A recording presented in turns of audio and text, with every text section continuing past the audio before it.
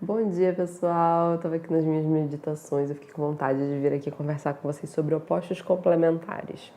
Porque é normal que a gente resolva, geralmente, negar partes que são feias da gente e querer exaltar as partes que são bonitas, né? O que a gente considera bonito e o que a gente considera feio, isso aí daria uma conversa gigantesca, mas volta pra cá.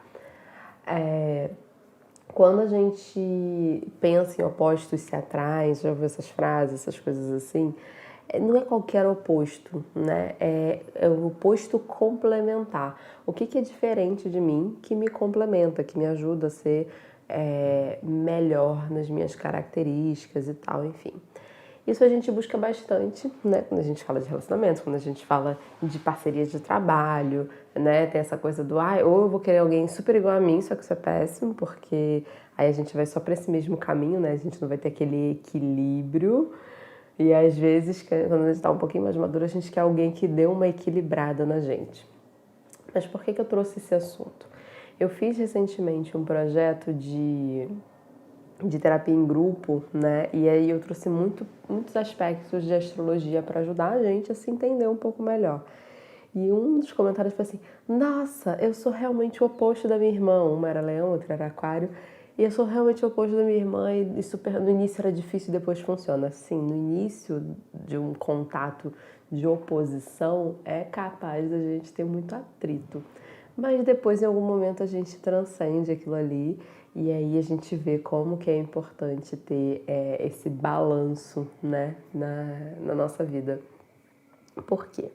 Tava aqui pensando, achei, o Google me mostrou uma foto, tá lá no Stories, se você tá vendo esse vídeo no dia que eu postei, que aparecem várias faces de Fernanda, né? Vários momentos de Fernanda, momentos mais introspectivos, momentos mais extrovertidos, momentos de mão na massa, momentos mais relaxados, enfim, cabelos vários. E eu fiquei pensando assim, fotos tiradas por mim, fotos tiradas por outros. E eu fiquei pensando assim, nossa, deu vontade de não postar, sabe? Porque tem umas fotos ali que eu falo, eu não tô assim muito estética. Mas eu fiquei pensando assim, cara, todas essas pessoas sou eu. E eu me dediquei muito a olhar pra dentro, sabe? Olhar pro autoconhecimento, que é essa parte de leão. A gente tem muito essa coisa do quem eu sou, como que eu funciono, como, né? A gente vai ali de leão a virgem, a gente vai muito nesse processo do como que eu funciono, né? Quem eu sou em essência, quem eu sou, aquele quem eu sou mais essencial, mais existencial em leão, e depois eu vou pra virgem com como eu funciono nesse mundo, né? Como que eu como, como que eu bebo, o que eu preciso, quantas horas eu preciso dormir. Aí a gente vai pra uma coisa um pouco mais da vida prática, um autoconhecimento mais da vida prática. Em Leão a gente tem mais um autoconhecimento da esfera indivíduo, sabe? Essa coisa assim. Só que o oposto de Leão é Aquário. E Aquário é o que tá bombando agora no céu nesse momento, né? O Sol acabou de entrar em Peixe, mas a gente tá cheio de planetas em Aquário. Então essa energia ainda pulsa.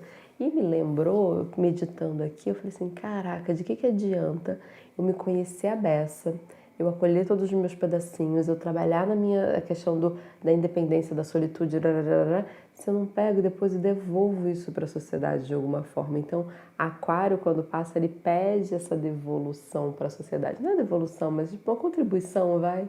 Um pensar um pouco mais aberto, uma expansão ali de tipo, para além desse sol que radia aqui em cima da minha cabeça, existem outros sóis, outras pessoas, outras coisas acontecendo, né?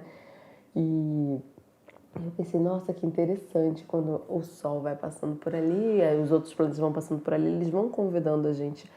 Legal, você foi lá, você se conheceu, você sabe quem você se dá bem com você mesmo e tudo mais.